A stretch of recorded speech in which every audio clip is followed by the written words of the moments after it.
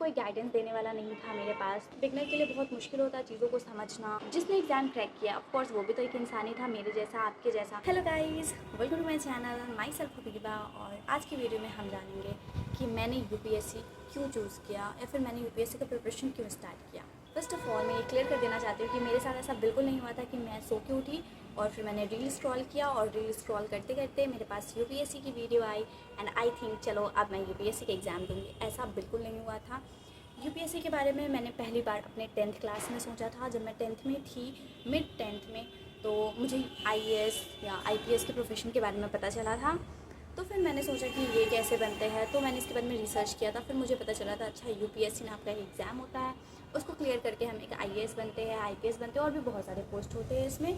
मुझे ये इंटरेस्टिंग लगा था उस टाइम पे और मैंने उसके बारे में बहुत कुछ जाना था, समझा था उस टाइम पे जितना मैं समझ सकती थी, क्योंकि मुझे अपने एकेडमिक्स भी देखना था। तो मैं पूरा इसमें इंडल्ज नहीं हो सकती थी। तो मैंने थोड़ा बहुत इसके बारे में जो कि बेसिक नॉलेज, मैंने इंटरव्यू वगैरह देखे, टॉपर्स के स्ट्रैटेजी वगैरह का वीडियो देखा था और भी बहुत सारी चीज़ें मैंने देखी थी जो मुझे इतना क्लियर कट याद नहीं है क्योंकि उसको बहुत टाइम हो चुका है। फिर आया मेरा 10th का रिजल्ट और 10th में मेरे मार्क्स आए 93%, जिसमें मेरे मैथ और साइंस में सबसे ज़्यादा मार्क्स थे। 94 एंड 94 दोनों में ही मेरे 94 थे। तो मेरे घर वालों ने सजेस्ट किया कि मुझे साइंस लेना चाहिए एंड आई पर्सनली थॉट कि ठीक है, मैं आर्ट्स पढ़ना चाहती हूँ, मैं उस साइड जाना चाहती हूँ, वो मेरा इंटरेस्ट है, बट ज़रूरी नहीं है कि मैं उसके लिए 11th से ही प्रिपरेशन शुरू कर दूँ। दैट्स वाई मैंने उस टाइम उसमें इंडल्ज होना सही नहीं समझा। मैं चाहती थी कि मेरा बेस क्लियर हो, मेरा बेस स्ट्रॉन्ग हो एंड आई थिंक कि साइंस लेके मैं अपने बेस को ज़्यादा अच्छे से स्ट्रॉन्ग कर सकती थी। दैट्स वाई मैंने साइंस को ऑप्ट किया और साइंस में मैंने पीसीएम लिया था क्योंकि मुझे बायो से ज़्यादा मैथ में इंटरेस्ट था। That's why I went for math.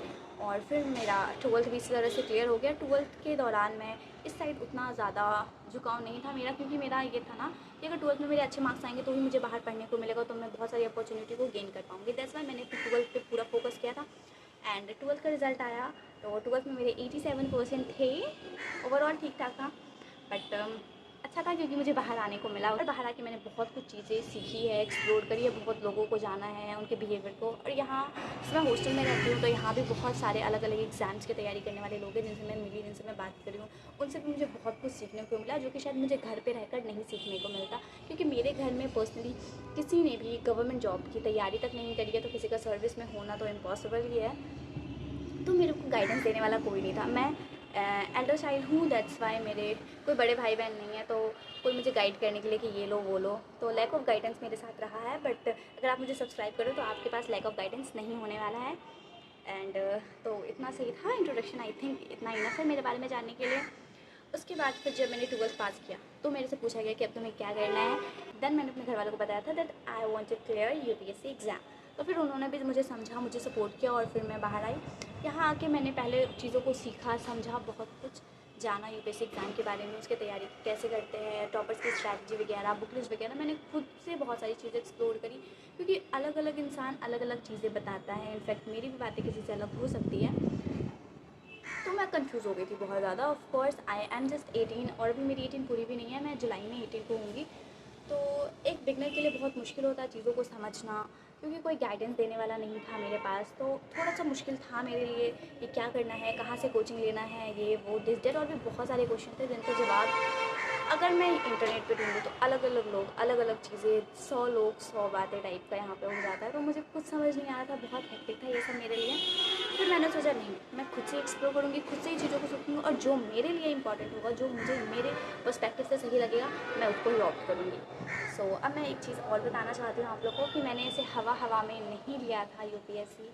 मैंने इसके बारे में पूरी चीज़ जानी है। जैसे कि मैं आपको ये दिखाना चाहती हूँ, जब मैंने यूपीएससी के बारे में सोचा और जब मैं यहाँ आई तो मैंने सबसे पहले चीज़ जो करी थी वो मैथ था, यूपीएससी का सिलेबस निकालना। आप इसके हाल से ही देख सकते हो कितना पुराना होगा। मैं बहुत पहले से यूपीएससी का सिलेबस इस तरीके से निकाल के मैं इसको पढ़ती हुई थी। मैंने इसके सिलेबस वगैरह यहाँ पे नोट डाउन करे हैं, टिक वगैरह मैंने लगाया है यहाँ पे, कौन कौन चीज़ें हैं, क्या क्या पढ़नी है। मैंने इसको अच्छी तरीके से पूरा एक्सप्लोर किया है।